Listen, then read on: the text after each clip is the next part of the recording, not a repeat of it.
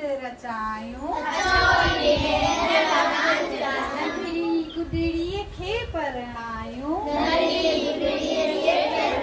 गुॾड़ी बणिजे घर जी राणी गुॾड़ी बणिजे घर जी राणी पढ़ियल लिखियल ऐं सुगड़ सियाणी आवाज सां पढ़ो बाबा पढ़ियल लिखियल ऐं सुगड़ सियाणी